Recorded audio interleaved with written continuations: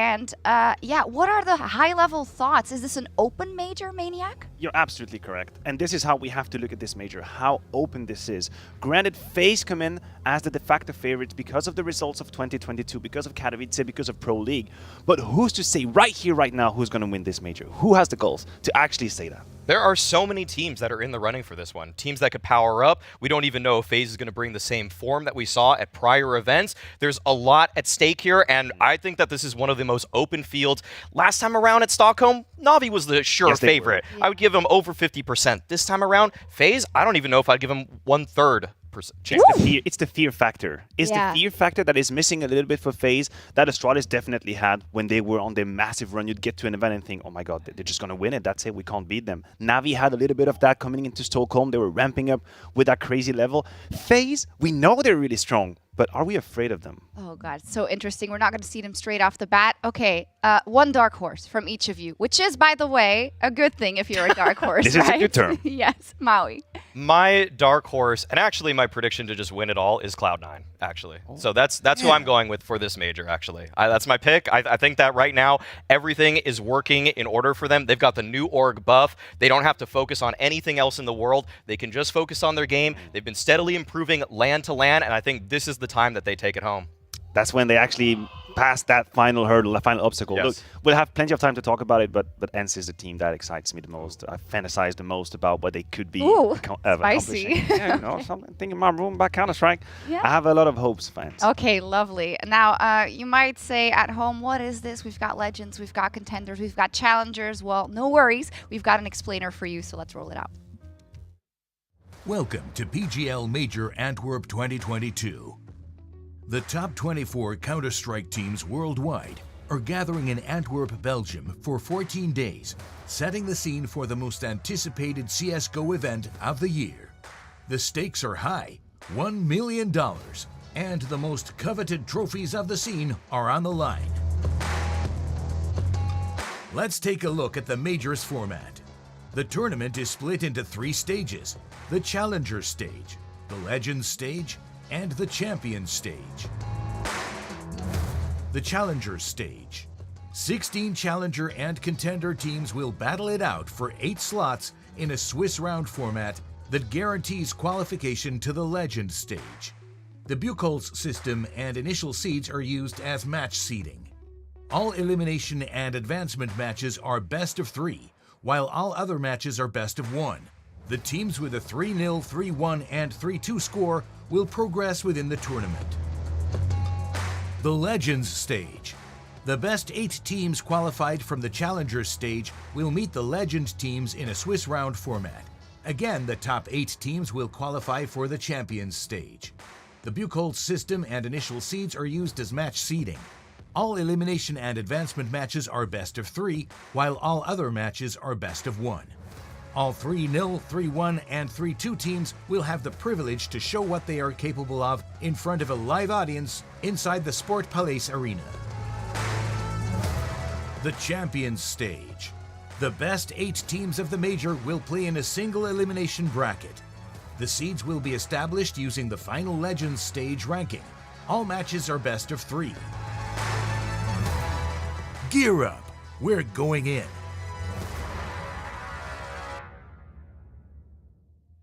So the teams have a long way ahead of them if they want to become the champions here at the major, especially if you're starting today, if you're starting rather in the challenger stage. And I know that there's a couple of teams that have a bone to pick with Buchholz about the Swiss system. And we saw in the RMR already, Maui, that if you are one of the tier 1 teams and you lose your opening game, you can get into some very hot water. The Swiss system can be a cruel mistress. Yeah. It doesn't always treat everybody fairly. The seeding that you came in here with is obviously going to play a big factor in how you're seeded after your initial matches.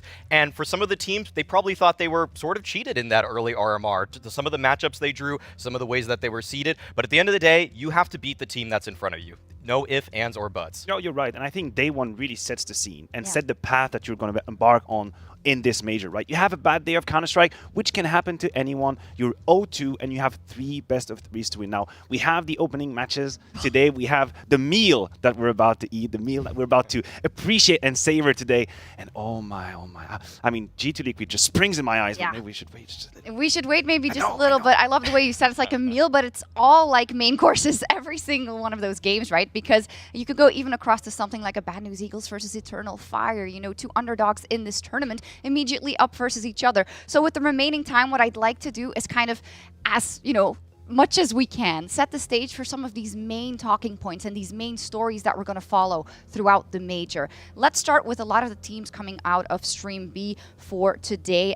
Imperial versus Spirit, we see there. And for Imperial, of course, the Last Dance roster, it is, you know, a magical chance for them to revisit old glory. The oldest team at the major versus the youngest team at the major. If there was ever a time to put faith in experience, that would be the matchup. You look at the recent form, you look at the recent skill set, you'd be probably favoring Spirit slightly.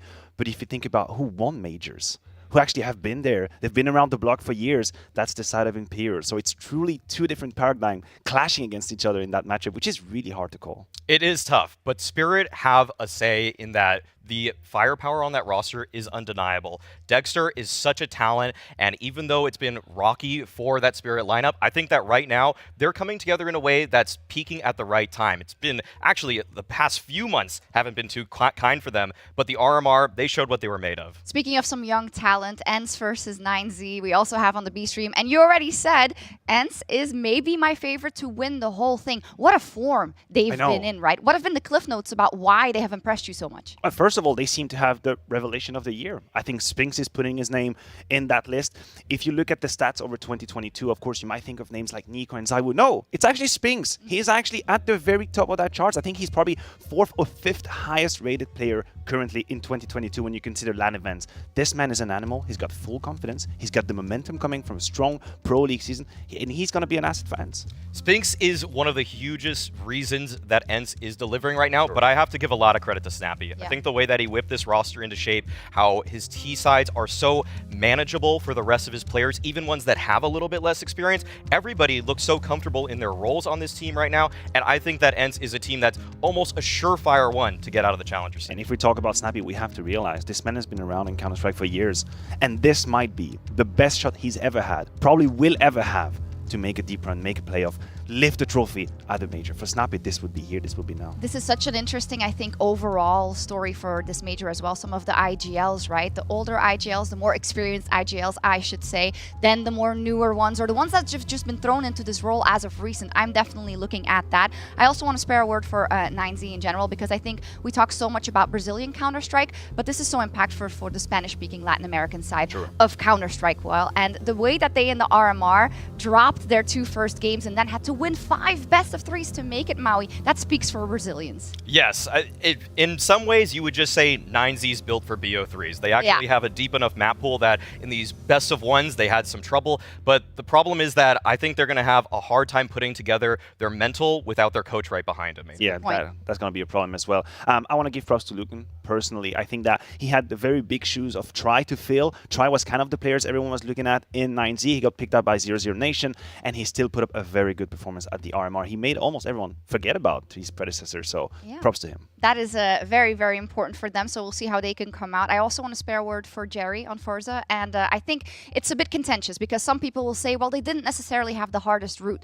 through the RMR than some others. They did beat OG, which I think for them is quite an achievement, right? And Jerry has been around the net CIS scene for so long. There's a wonderful article about him by Kim Gemps on HLTV right now, but the way he has kind of curated that young talent in that squad is something to look out for. Jerry's a guy that knows exactly how he needs to call when he has young talent as well. Similar to Snappy, but he even dumbs it down to the most basic elements. I think, Maniac, you're familiar with the 4-1 style that a lot of IGLs like to implement, and Jerry's a master at it. He knows where he should be sending his lurker, he knows where he should be focusing on the map, and even though his stats don't jump off the page, he's a guy that is always putting together a game plan that has his teammates comfortable. And the story of Jerry as well is the story of a window that maybe have closed, right? Because if you go back in the years, you had Forza that were on the brink of breaching through the top 10 of Counter-Strike, and he was a name, like out there in the CIS region. He was a name as an IGL who one day might get access to a Na'Vi, potentially to a VP or whatever, but he's tied to Force. He's tied to Force. He's staying in that team. And the fact that he was actually able to rebuild something with different players, with the Shalfi, with the Kenzie and the Norway, and be here again, I think that speaks volume too. Oh, you have to respect that, right? And I'm really excited with some of also those young players, how they've performed, like Shalfi at the RMR, how they are going to do. Last game on the B stream is going to be today that we want to talk about is Bad News Eagles versus Eternal Fire. Oh my God. I know some people might say, oh, this isn't like, you know, the Navis and the Astralises of the world, but this is such an interesting matchup in terms of both the underdogs and just the way they like to play the game. Yes, this is a team that these are both teams that have so much firepower. They're basically FPL stars jumping off the board here. You got Regon, who's just been dominating in that kind of circuit. And then on the other side of it, the page, you have a team that's, again, just not, like, Eternal Fire had so much trouble putting this lineup together. It took so long for them to rebuild a Turkish lineup with Xantares over at Big. But now that he's back playing with his fellow countrymen, I think that he's done an admirable job in actually being, for at times, the in-game leader. It has shifted to Woxic, but I think that at the beginning, he really took a step down as an individual, but learned more about the macro of the game on top of that. And I think that makes Eternal Fire a more complete team than some might recognize. And I'm glad to see Xantares at that form. I think it's a sine qua non condition for Eternal Fire to perform. These are also three of the best players ever coming from Turkey, finally being together. You almost wonder if that shouldn't have happened a few years back. Doesn't matter, it's all behind, it's all in the past. But when you have Calyx, Woxic, and Xantares in the same team, these are the three most accomplished players they have. You never know how the cookie's going to crumble. And for Kosovo right now, it's all good for the Bad News Eagles. They have made it. We're going to talk about them plenty throughout this day and throughout the major, I'm sure. But let's dive into our A-stream matchups. We're going to go back. So basically the last one we're going to talk about first. The fourth game on the A-stream will be MIBR versus Outsiders, starting with Made in Brazil. And what I think is so poetic about MIBR is that they beat Imperial to make it here, really signaling maybe we are this generation that you're looking for. And it comes as, I guess, the rightful reward of their efforts in this lineup of MIBR. If you look at the rankings recently, they've only been on the up and up. It's been a improvement all the way, every single step. You can see here starting around 62, that was in November 2021, to now kind of peaking into the top 20. But these players have kind of rebuilt the brand. Maui, I don't know if you agree, but MIBR, obviously staple of Brazilian Counter-Strike, but for so long they struggled to be back under the light. And finally, maybe that's the lineup they can do it with. I think that one man that I have to give a lot of credit for this lineup and its development in the recent months has been Bit. He's a guy that stepped back from playing, recognized that he was more valuable to this team and maybe in his future as a coach, and he really tried working till his last legs as a player. And it was pretty close. He brought up Try on 9Z. He did pretty good work on Team 1 on top of that. And now he's working with this new unit of players that are able to compete, thankfully, in the Blast circuit, the ESL circuit regularly. And it has shown when they go to Europe and come back to America, they're just so much better every single time. Yeah, I guess the big question is, can they consistently take down that Tier 1 talent also from Europe, right? Do you think they're ready?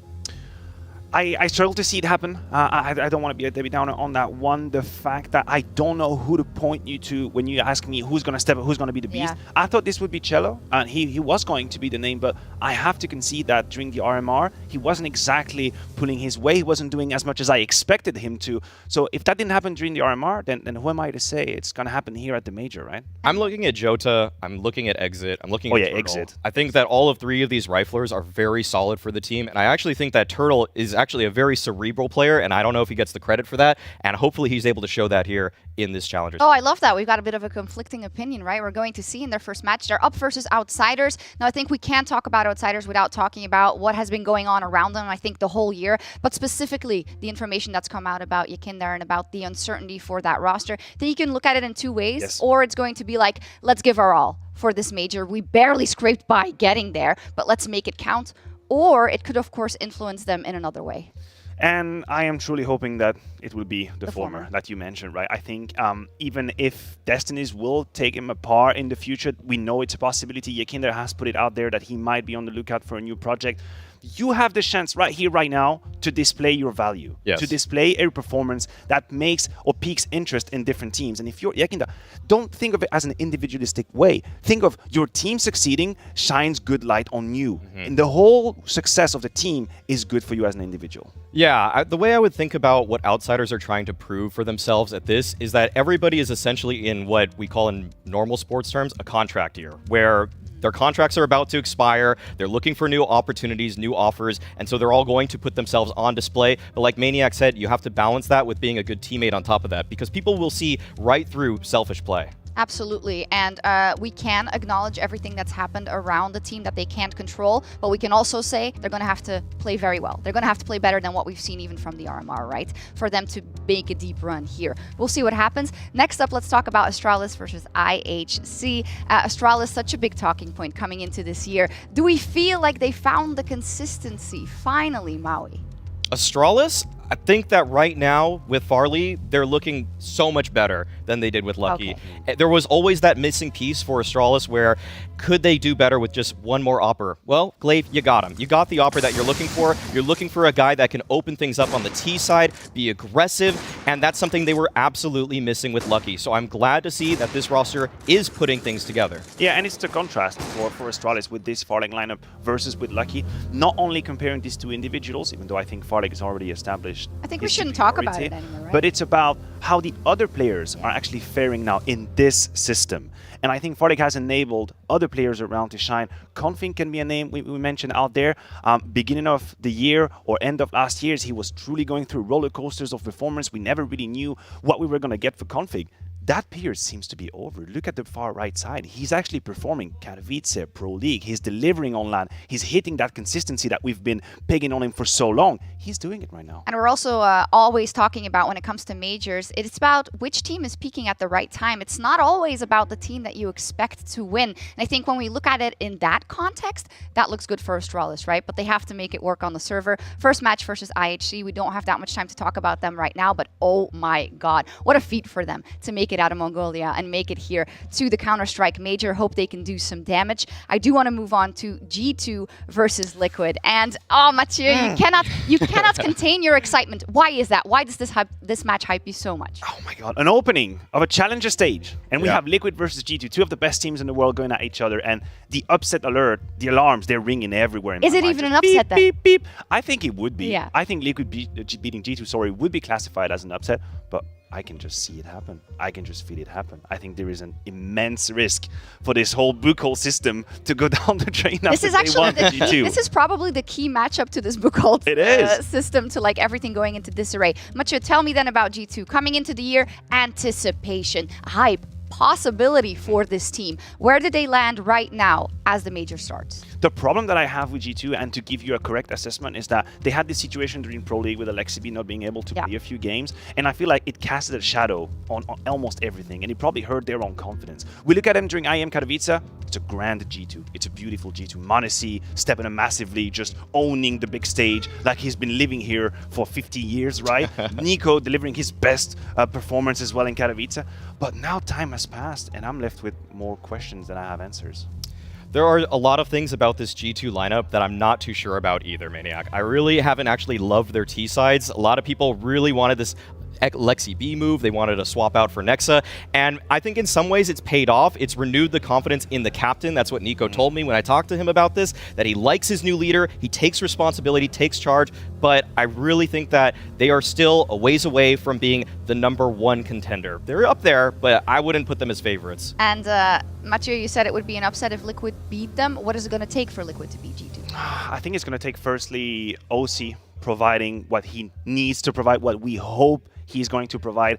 His LAN performances have been going better and better. They have improved over time, which is an excellent sign if you're a believer in OC. I'm going to be real. The eye test for me, I'm convinced. I believe in OC. I believe in what he can bring to the team. But when you pair him with the likes of Elige and Naf, suddenly you have a triumvirate of doom. You have a trifecta of power right here, right now. Players you know will deliver. And that has to be considered for Liquid. Yeah, up versus Munzi also. It's going to be such a hype matchup. That's the second one on the A stream. But the first one, let's really take our time to talk about Vitality versus Complexity. And well, in terms of kind of underdog matchups, I feel like you can say Complexity is an underdog, even though they made it here quite handily. Where do our expectations lie for this NA squad right now? Complexity is a team that does incredibly well when it comes to the North American circuit, but when they go overseas, they've had their difficulties. And I think right now, the main thing that's the question for Complexity is, beyond Floppy, who are we going to be seeing rise up to the occasion? Every single game, you can expect Floppy to drop 20 plus, but sometimes it's Fang that has to chime in with 20. Sometimes it's even JT that has to come out with the entry frags. And there needs to be a consistent second star on this roster, because Floppy, God damn it, he needs some help. I know he does, and honestly, I'm getting to the point where if I am Floppy, am I just not maybe looking left and right what kind of options I might have? I mean, this man is in the pipeline, right? Yeah. He's definitely one of the next big players out there. I think he's providing enough evidences in Complexity for now, but I agree with you. The rest of the cast is a little bit fragile. You have the Junior, you have the Grim. A game can be good, another one he can disappear. How can we put stock into that? I think that's a great point. And when it comes to them and their recent performances, Maniac, I know you wanted to make a little sideline remark on that, because most recently, Blast, of course, they lost the MIBR, but you wanted to look at the RMR matches, the Dallas qualifiers, as well as some moments in the EPL versus the best in the world in terms of a positive sign for the squad. Yes, I think if you're a Complexity believer, then some of the results during Pro League might have just given you enough oxygen to keep the fire burning. They went up against the likes of Heroic, the likes of Navi, the likes of Astralis, and although they lost, the games have been close. They were competitive. They were right there. They just lacked that little 5% experience to know how to win round number 15 and 16. But I guess the backbone of the Counter-Strike played was much better than I had seen. And this is, I guess, my fantasy for Complexity is just based on these results and how they fared against these teams. Complexity have developed as a roster. JT, in particular, has developed as an in-game leader. I'd say a year ago, 2 years ago, when he was the IGL for Cloud9 and the South African-led ATK roster, it was very much so calls out of spawn, very basic stuff. And nowadays, they can play with tempo. They can actually change up their pace a little bit. They have a more developed default. It's just that sometimes their players aren't always ready for all of the situations that come to them in those defaults. That's where they need the experience. And I don't know if you agree with me, Maui, but I just don't know sometimes if the style that JT wants to play and the style that kind of made his value before in his career is the most fitted style for players like Grim, and I think a bit more space, a bit more freedom, and I guess autonomy to do some moves, whereas JT was kind of structural and organized and call-based. I don't know if there's a clash here, if there's a mismatch. I could see that. I could see that there is a little bit of a back and forth between what some of the players want. Like, I think Floppy, for example, is always a guy that's good to dominate a default, but I actually don't know if I agree with Junior always being that guy. I don't know if he always knows what initiative to take in the high-level games, high-pressure ones, and so I think JT's simplification of a T side does help them out. Yeah, for sure. I mean, in Furia, he couldn't really get going, and I think a lot was to blame there, right? Also the environment and kind of the language he had to speak. So maybe it'll take some time for him to adjust, but as we wrap up this kind of bow around the Complexity story, is it about breaking that natural ceiling now, having those other people step up alongside Floppy to make a run? There's a couple things that I need Complexity to do. I need one more person to step up, and I think probably Fang would be my pick to do that. It seems like he has incredible work ethic. He's a guy that's grinding the demos, constantly looking for new ways that he can find initiative in games, but I also need them to change their CT sides. I need them to stop acting in the first 30 seconds of every round, let things come to them a little bit more, play a little bit more reactive, because if you make a plan every round, it makes things a lot easier for your players, but it also makes things a lot more obvious for your opponents. Hey, speaking about making a plan, the Vitality plan was a very hotly contested one coming into this year. And when it comes to the names you have on that roster, you can hear, by the way, Love it. players love are that. next door, which is giving us a lot more energy going into this. But let's talk about Vitality. This is a roster, when you look at it on paper, that has to go deep in a major, that has to go deep in the big tournaments that they play. But there have been question marks. Where do we land right now, Maniac? Wow, the Vitality project, all being beautiful at the ideology behind it, has been struggling massively. And I think we have to just put some historical context as well. Vitality had a French team that belonged at the top. They were top 3, top 4 for a while in HLTV. And they said, you know what, we're going to make one of the biggest, deepest change we can, because what we want to do is lift trophies. And we have to admit, they haven't been anywhere near lifting trophies so far. It hasn't been the case. Zywas had one of the slowest start of the year in his career.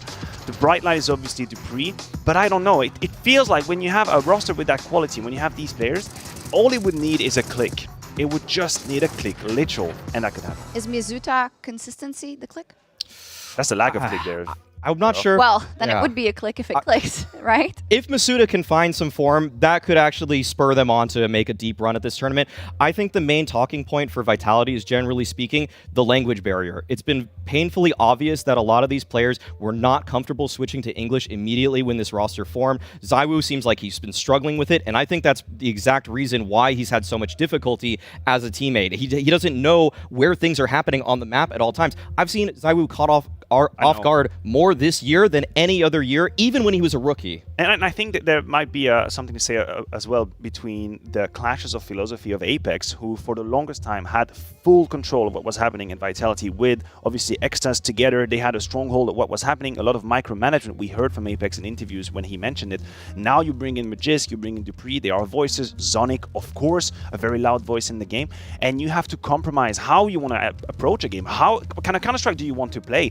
And we could see that. It took a while for them to find it. I don't even think they're there quite yet. They're there quite yet. And I know some analysts in the CSGO scene hate like the kind of time. Give them time, give them time, give them time. I do think like in certain situations like this one, they are allowed a little bit of adjustment, right? So now we've had a couple of months and this is kind of what you're working towards. Yes, you could say no, we'll work towards that second major later in the year. But as a competitor, that's not what you want to do. What you need to give Vitality more than a better coach, a better player, is accelerated English courses. That's actually my answer. There's nothing else that I would want for this team because clearly it's just not working for them so far in terms of the language. And the map Vito only have a winning record on Dust 2 and Vertigo, so that's an issue. What do we see? I'm happy for Vitality. I'm getting away with Inferno. I think it's one of the few maps where we have certainties and securities as what they're about to bring to the table. I think their CT side is extremely strong. It's one of the few maps where you look at the team and you understand the project. Yes. You understand the ideology. Like, okay, you have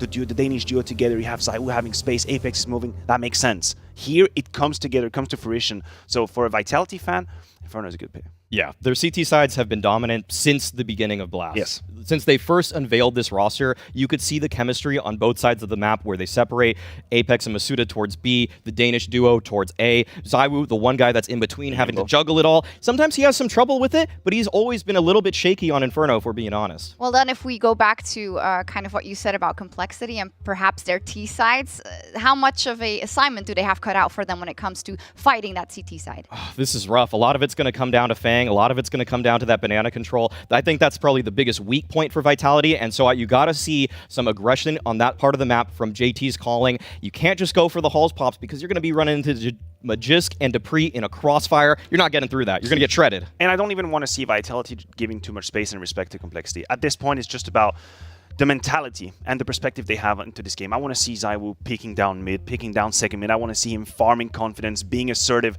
That's something that we have been missing from the best, and second best player in the world 3 years in the running. He's been a little bit too passive at the beginning of 2022, as if he let the game come to him. Go and get the game. Take the game by the horn like Simple would do. And that's a team they can do it against. Oh, I love the way you finished off that sentence because we are so close to getting into that game. I think it's what we want to see out of every single team, out of complexity as well. But for Vitality, definitely so, Maui. For both teams, winning their first game here would be absolutely huge when we look at the rest of the major. Definitely, and it's doable for complexity. That's the thing. They probably saw that this sort of map was coming out in the veto. Maybe they could have assumed one or two others, but this was one that Vitality definitely wanted to play, and I think Complexity have the game plan necessary in order to do it. It's a JT, TC combo special. They're going to come out with some strats here. They're going to come out with some fast plays, so Vitality better be ready for it. It's possible. Vitality better be ready. We are ready. It is time for our very first match of the PGL Major in Antwerp. Let's head over to our wonderful casters. Yo, it's us, and here we are, one step closer to Vitality versus Complexity, the hopes of North America, not only on Liquid, but Cole as well. And I think Maui hit it on its head, man. There's no way that Complexity are coming into this map, and this map specifically, without a game plan for Vitality. I think we've seen instances of, despite Vitality's comfortable CT side, alluded to by Maniac, there are instances where that B site can get hit too hard for them to handle. I've seen Apex counter-stratted a time or two, but alas, they are the favorites, and Complexity are the question. Yeah, and at least for Complexity, like was mentioned, they could expect Inferno to be in the veto, so that might be a point where they could try to target that. There are interesting storylines for both of these teams coming into the major, and they could kind of sour, your outlook on the team. But because we're just starting the major now, we'll see if they can beat those expectations or not. So first things first, Vitality are not having the kind of best. I don't think they're going to be at their highest confidence coming into these opening matches, and I don't think it's guaranteed they get through challengers in the first place.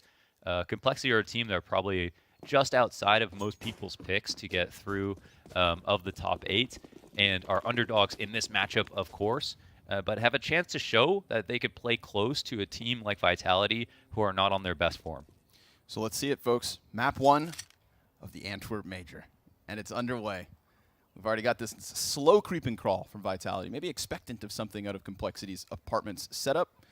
Oh, excuse me, inversed. Dupree waits in the apps.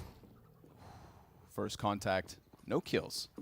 They get ever closer. And off that flashbang, they decide to pop. Dupree suddenly, quick hit. Magisk is the one to come in with the kill, and a second. Then Fang swings out from pick, gets the better of him, grabs the USP, and they're just cautious for a moment, thinking of a quick flank maybe, but it's nothing but this rotation here. Vitality, they went for that 3-player B setup, and now the retake's on. Fang, deep corner. Nade is perfect. That's him softened up. And then the 2 others of Junior and JT deep in pit. They wait. Smoke fades.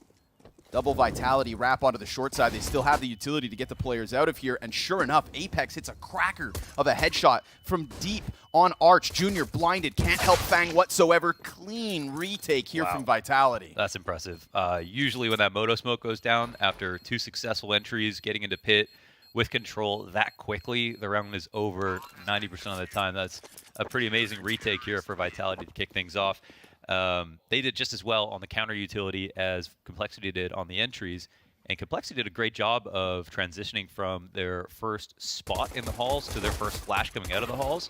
But I think they also either caught a counter flash or ate one of their own, and that allowed for some of the CTs to get kills. This is, some beautiful work for sure for Vitality. So not a fun way to lose a round, but the buy is still pretty good. We've got 4 rifles here for Complexity. Damn, that shot in pit felt clean. Seeing it back, Apex, all right. That was Mr. Clean. Yeah. All right. Now Vitality with a bit more forward presence here in apartments. Felt like Complexity were really waiting for that in the first round. Crawling 5 players up alt. Waiting, no peek. But if Grim and Floppy, Grim, he gets an assist with the wall bang. Zywoo comes up from Boiler to try and trade, but that's 2 kills instantly from that apps crawl. Apex very quickly on the flank here. JT's gonna hear it, can't stop it. Again, Apex, the form is good. 2.5 kills. Zywoo re-aggresses, comes in from the alternative entrance to the apps, and it is Junior and Junior alone. Oh, man, that was a chance if they had heard Apex any sooner. I mean, the fact that he gets that much damage means that, of course, now Junior's odds are so low. As soon as he pops up, and he's been spotted as well, go down to Masuda, and Vitality will pick up a second. Of course, that's Apex saving the day with his banana push after a couple of beautiful entries from Floppy and that, wallbang assist, from Grim, jumping up into halls. So a risky setup to pull off in the second round. I think Vitality thought after the first Halls pop that maybe, and they were going to go into full guns, they wouldn't go into Halls control maybe. So if you take over Halls early, you can get that late alt push or early alt push in that circumstance, but it almost got countered. Was that a pumpkin in mid? Dude, there's pumpkins. I also saw candy corn. I swear to God, in the pistol, I saw candy corn coming out of somebody's gun. Yeah, I mean, Halloween is most people's favorite holiday, I'd say. Oh, okay. That's the Masuda peak. With Apex, a couple of A1Ss, long-range combat, and long-range impact. Everybody getting wrecked here from Complexity. No footing in round number 3. It is a slaughter and an economic boon for Vitality's CT side. Yeah. So they have weaknesses on B because sometimes the setups become pretty uninspired between Masuda and Apex, and there has been actually a history of this with Masuda when we saw him play upper site with, not Navera, who was it? It was Kyojin, right? You gotta go down that list, man. Right. There's been a lot of players who have played for Vitality, but when he played upper site with Kyojin, there were a lot of problems there. In terms of playing off each other, doing something outside of like vanilla setups where you're playing a CT rotator, one at coffins, and I think sometimes if Apex isn't seriously lucid and saying, all right, we need to do this to make it interesting, then they fall into the trap of just being in very predictable spots. right now it feels like they're switched on, so that's a good sign for Vitality. Yeah, nice next level start. Good grenade damage on Fang as well to kick off this one. And there's this conversation around, you know, complexity in their fragging department. If it's not Floppy, is it Fang? Is it Grim? You know, who is the second-hand man to stand up? Yeah, I think you've identified the core right there. Should be those three, but can anybody handle the heat that is ZywOo? He opens up, Dupree, 1 health on the fallback, and there's the double kill. JT and Grim, easy does it. Questionable position here now because all of a sudden you've lost a player on each side of brackets, but you still have 2 for Vitality on this A-site defense. Yeah, the interesting part about this is it doesn't damage the CT setup too much. So everyone's in a spot where they're comfortable actually not moving very much.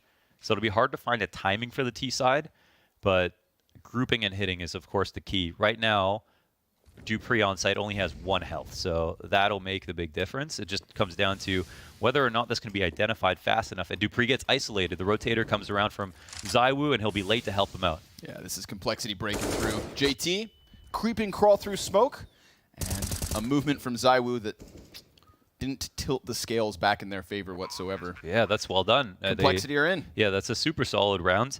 And we know that on T sides, I think. I have a lot of confidence in JT to call really cohesive movements between their players.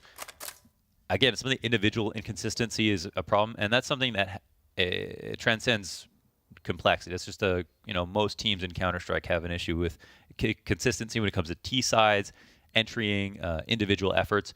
But as you mentioned, the interesting part about what we're calling the core on complexity, if we're going to say it's Fang, Floppy, and Grim, well, it's not the Opper. Of the 3 players who are the most reliable, probably best players on the team, Junior is just outside of that, and that is also a problem for complexity. Well, first round, not an issue here. They've got it on the board 4 rounds into the game. Comes by way of, first of all, very nice utility usage to get Dupree out. He's not one of the opening kills, but, I mean, he was engulfed in fire off the top of the porch. Fell back, 1 health. Then we get this, little bit of repositioning from both sides of brackets. Insta-kills, both directions for complexity. You take off one of those 2 kills, maybe that A-site's still able to hold strong. Maybe Dupree supports, even though he's such low HP. But alas, the op is in from ZywOo. And if you've highlighted that question mark of Junior's opping on complexity, well, it's an exclamation point for Vitality. We have to remember, this is still one of the best players in the world. He is the 2nd best player by a big margin. So I just want to point that out. That a lot of people have said, ZywOo, who's not the same as he used to be. People say this every year, actually. And last year he ended up 2nd. This year he's still in that exact same position. JT's entry, shut down. Okay. Masuda, couple of kills. Wow, that's now, well a Vitality with a Masuda hold, that's a stronger Vitality. That's the best form of Vitality. Yeah, that's their weakest point right now. And he's 7-1 to start off this map. So 2 clean kills for him. He just faces from that site. We saw the utility pressuring Banana. Another couple of kills for Vitality leaves Grim on his own. He's got a chance at this A site, but Dupree, again, this is a forward-facing Vitality. We see it at the top of B site, 2 players standing in front of Cross. Dupree here in a comfortable 4v1 takes an initiative. Vitality, I think, feeling themselves, and reasonably, with this strong start. No consecutive wins so far for the T side. Hey, nothing wrong with the tactic to try to take, when they get the fast banana control, to try to transpose right into the site hit, or look to see if anyone is going to challenge them from oranges or CT spawn. They don't see that to get into the site, and Masuda outguns them. And yeah, that's what he's best at. Oh, pressure again. Masuda gonna find his entry. 4 health, but Fang, dude, poor guy. He has just been bombarded by grenades on Banana. There was 0 support there. He had no smoke for himself, no window flash, I don't think, to stop the CTs from coming down. They gave him an AK. They said good luck. Nade comes out, chips down Grim. Dupree and Magisk in the pit. Grim does manage to get across towards Hay Bales, so there's this little minute opening maybe for him, especially versus Masuda, but not with Magisk shooting that sharp. Dupree, easy kill versus Floppy. His back is turned, and Masuda will tuck into that bomb site as the last 2 members of Complexity try to work their way through mid. It's the Deagle of JT, the AK of Junior, and Apex on the Moto hold. Locks this one in. Another 2K, and it feels like all the multi-frags belong to Vitality. Another issue for Complexity is they didn't get the chance to boot camp. We're one of the latest teams to arrive here, the PGL Major. and have only had a couple of days to practice. So, the last officials that they've played were at the Pro League, and apart from that, I'm sure snuck some practice in at the RMR, but they have mentioned that it's just not feeling too great to have come in so late. So that's something they'll also have to kind of learn on the fly. Yeah, well, they got 4 days to figure it out. Yeah. Crunch time. Junior gonna make a ruckus inside of the apartments. Magisk easily turns around for that one and cuts Grim off of the doorway as well. Still feels like there's somebody up there. He's not wrong. JT hot on the heels of Junior. Also, just victim of the MP9. 1, 2, 3, easy does it. I think Vitality are fine. You think they're good? Yeah. They're doing pretty good. Which is nice to see because obviously, I think this was something where I felt like at the RMR, it was almost like there was a question mark still surrounding them. But if you look at their losses, it's versus Navi and FaZe, if I'm not mistaken. Yeah, but so, they before that even, they had lost 8 out of their 10 big series. So there are still real questions about Vitality. Complexity are not good enough to put those to bed. And last major, the Stockholm major, they barely made it out of Legends. Barely made it out of Legends. That was really, really tight, and they should have definitely been top 8. Almost didn't have that expectation near the end. And at this major, the Challenger stage is maybe even a little harder. I think that, them not making it a Challengers would be pretty horrible. But at the same time, based on what we've seen, they're not actually of the quality right now where you could say for sure they're going to make it through. I mean, when you were doing your pick'em, looking through the teams that were gimmies, Vitality were one of those teams. And even Vitality are not right now one of the teams you could feel 100% safe on. Well, nice showing so far. 8 rounds into this one. Dispatching of Complexity's challenge. But now we're going to see this op in the hands of Junior. First time on this T side, he will have a chance to counterpick Zywoo. I think there's also been this point of contention versus Fang. His utility, the utility that's destined for him anyways. Like that frag right there. Again, down to 52. A consistency here is Fang just getting pummeled by utility damage and then being that first easy kill swept under the rug. Vitality going to lean towards A site. 4 players here.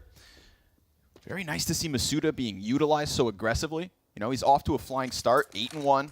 Yes, Once more, flashed into the mid-peak. He gets himself the first kill, but Grim's able to trade that with no further damage. Still, that's a confirmation. 3 players from Complexity at the top of mid. So Magisk, high alert. Peeks out, almost gets caught by the floppy challenge, but he'll succeed and keep that 4v3 comfortably for Vitality. Damn, game plan is looking amazing right now. As soon as they ran into the top mid and saw Masuda, they realized they lost before the round started. That first kill comes out, and they even try to continue to challenge, and then they know it's a 4A setup, but it's so late now the CTs have time to rotate over. Apex has an incendiary here at the 40-second mark, and some flash support as well. Flash goes in. Oh, he's not using it. Perfect. Ooh, okay. Junior would have had a shot at that, but instead it's Apex just locking in this B hold. Grim on 50 health, his 3rd victim, 1 magazine, 3 kills, and a solo B play from Apex. Looking good. They're playing very lean CS.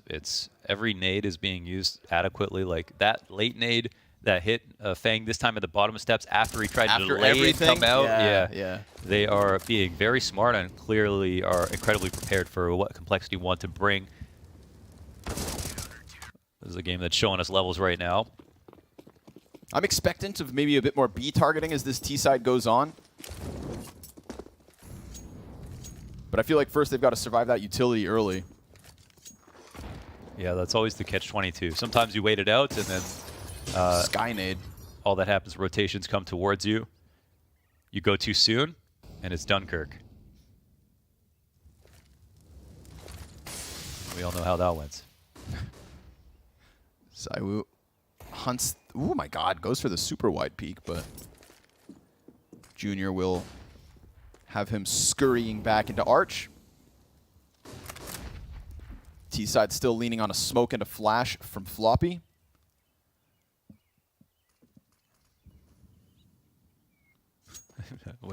Yeah, when we look at the minimap, in all of these different moments, you just see the CTs perfectly well set up for the attack that is coming, whether they realize it or not. Starting to move now over towards B, thinking, wow, can we get it right 6 times in a row? Surely not. We must be wrong eventually. Apex tuned in.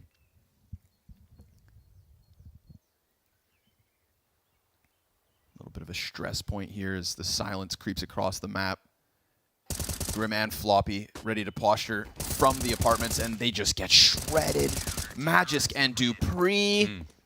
Perfect. Yeah, I mean.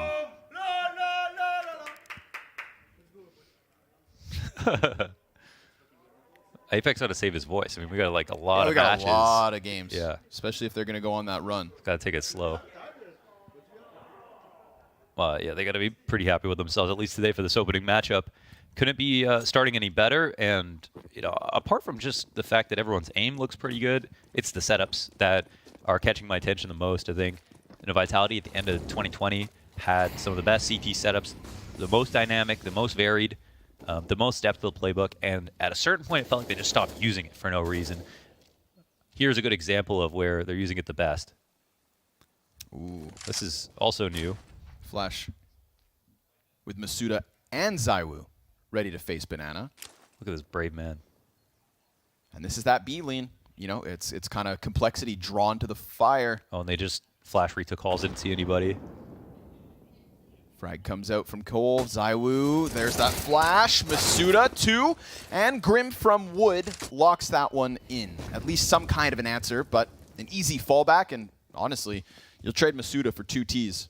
Yeah, now they take over Hall's control. They actually cheat over to pick up Arch, but there is now a gap on the top of Banana because they're leaned so heavily to the bottom of the map. I think Apex is going to try to yell as loud as he can to scare the T's away, but he really does want them to go A. Smoke ahead of them. Difficult decision to make. And wow, this flank is fast. Dupree getting ever closer to the rear end of Complexity, which is being watched. Floppy could just crack this one back, and then suddenly it is that A rotate fast, but that would assume Dupree goes for his peak. And right now, he's just down in the Trolls Caves. He waits.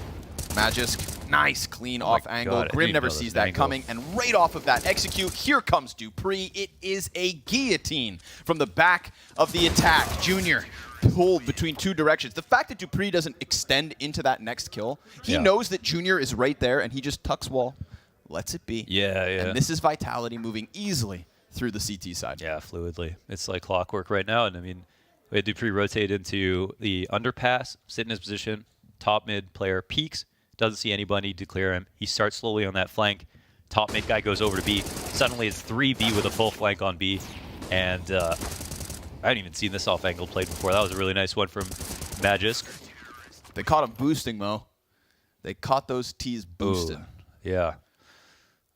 Well, on the 1 round Complexity 1, they planted the bomb. That's good. Yeah, and in the pistol. And other than those 2 rounds, it's pretty blue. Yeah. It is pretty blue. Pretty blue, pretty bleak. Yes. Magisk has been the most interesting one for me because obviously he's still super young, insanely skilled, and there's no reason he should just fall off or anything going to a new team. But he has also been kind of inconsistent since joining Vitality, whereas Dupree didn't have as much of a struggle. 2 different people just from the same team, so it is a kind of a question of, oh, why is that happening? But he's somebody that if he starts coming up, then I think we might see the team become, you know, more of the sum of their parts like we expected. Timing here, Apex. Again, he finds the back.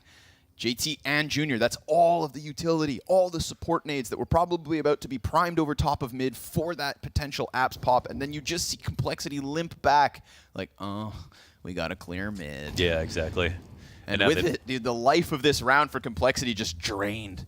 Yeah, I think they're going to try to take out Elise in the halls instead. 3 players killed with their backs turned, and then poor Floppy, a victim of a blind Dupree. Fang will get his hands on the M4, but that's 4 out of 5. Attacked from the back.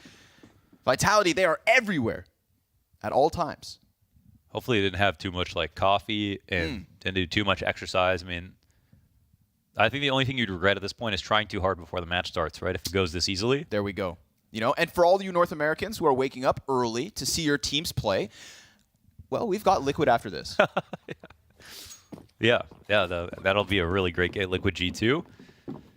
Two teams that are capable of everything and nothing as well. That's putting it politely. Yeah. Well framed. I thought I would prop up Liquid a little there. But I think it is true that both are... So we can hold Liquid to a higher standard than Cole right now, unfortunately. Oh! But, well... Grim. Oh, he just missed that. And bang on the chase. Oh, he gets a bunch of damage in. That's a weird Molotov. Smoke in front. Oh, this... Bungled. Damn, they try to follow the nades and think about trying to get into the site after Fang had that opportunity. They just needed the one kill. Yeah, yeah. And now they invested a little bit, but they held on to the majority of their important utility, and they know that nobody sandbags, so this will save them some time. That felt like one of the best open doors they'd seen yet. You know what? I mean, they got Floppy at the end of halls here. Bomb is at the top of mid. It'll hinge on killing ZywOo. Ooh, and he just missed the timing of that peak. Thinking about the apps play, this Arch is open. That could be huge. Hey, that this is not a timing bad is round. Huge. But are they going to go B? I think they should... Whoa. This might be the mistake. Well, Miss Dupree is just... Oh, they left it open just for Dupree to watch it. Floppy tries to chase ZywOo. Another instant of a player getting away from a chase. Dupree cuts down the bomb. Now bomb confirmed in CT spawn. At the 25-second mark, it doesn't matter if you've got that A site. Apex comes out from the side of the coffins, and it is JT and Floppy in a desperate 2v4. Quick trade frag in from Dupree, and again, bomb. It makes a world of difference. This is Complexity forfeiting 11th to Vitality CT side. All right, there's a lot to talk about with that one. Of course, Captain Hindsight, they should have gone A and have their B players come back towards that site. That's with us seeing the full map. What was interesting for Vitality is they left Arch open for that long, and I thought it was because they had ZywOo spotting, but he only spotted one time. In reality, they called the timing smartly. They had Dupree sitting dedicated in B, watching for the spawn walkthrough. Now, normally you don't leave that gap because your A-site players need some more support, and the rotations are way too slow if someone could have gone through CT spawn. So you like to keep eyes on Arch, even if you're sitting only in Speedway. But it ends up working out so well there. I think Complexity may have psyched themselves out a little bit. Walking through spawn towards B in any situation like that where a player could be quad, they could just see you by accident, right? So it's a little hard sometimes to sneak them through. I think they try to smoke CT spawn to help them out. Oh, this one's a little bit faster. And Magisk able to handle that early heat. Junior, that's a clean headshot at the very least, but ZywOo right there with the trade. We've got two Ts ready to walk through smoke, and Dupree will shave Grim off this. JT kind of stuck right there, wanted a kill, wanted that repeak, but it's, of course, Masuda to come with it. And Fang, through smoke, gets the better of Apex. That's something. But something won't be enough. ZywOo locks this one in. Vitality feels like they can do no wrong. Yeah, Complexity are inside the honeycomb right now. There are bees everywhere, and they're getting stuck on all the sticky hexagons. Ugh. So, hope it tastes good at least. Sweet nectar. The nectar of French CS. Has antibacterial properties. Really? Honey, yeah. Wow. So, hey man, save the bees. superfood. Flash to the top of Banana. You know, Maui Snake on the desk did prelude that JT and TC would have some aggressive rounds lined up for us. I feel like we haven't seen too many of them. That last one tried to definitely kick up the tempo. Had a kill or two, but Vitality's players, just everybody's so sharp. Dupree, 15-4. Masuda, 11-4. Magis, 15-6. And those three right there. Whew. Oh, and then, of course, JT's melon gets popped through Floppy. He comes back at it, kills Fang, and it is Vitality 13-1, kicking NA while they're down. Wow.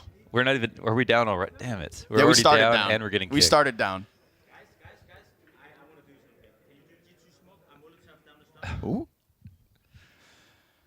Look at that. See ya.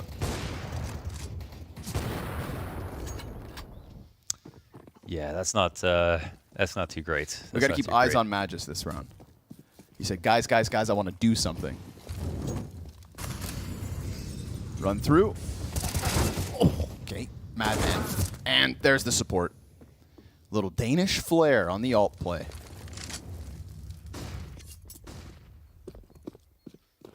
do no wrong. Oh, jeez. Flash is perfect. Yeah, it's just Everything, right on dude. him.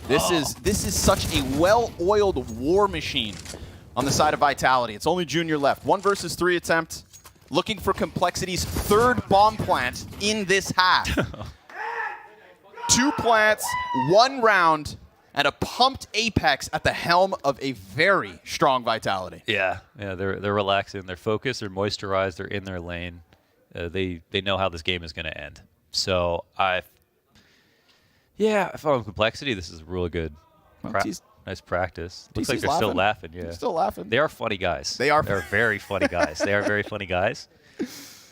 You know, and listen, optimism, it goes a long way. Is next to godliness. Grim's not okay. Not optimistic? No, he's saying. I think he stubbed his toe or something. I mean, it's max 6 kills on the side of Complexity. Zaiwu hasn't died yet. He hasn't died yet? Oh my god. 10-0.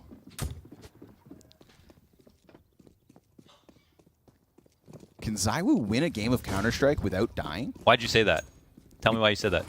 Why'd you say I that? had to. I wouldn't say something like that. Let's see. Let's see. As Floppy goes headhunting towards mid, Apex. Dude, how many times has Apex killed them on this flank? God and now damn it. he's the guy that's going to wait them out. He knows this flank. Oh, but one just, yeah. He's got players in both directions. JT's going to go down in CT spawn. Floppy pushes mid. Things are getting weird. Okay. And Zaiwu's still alive. Oh, and they go back to A. Junior, it's coming to you. Dude, it's got to be him. And he takes a higher position. He'll be exposed fully. And Masuda finds that headshot as Rotation's here.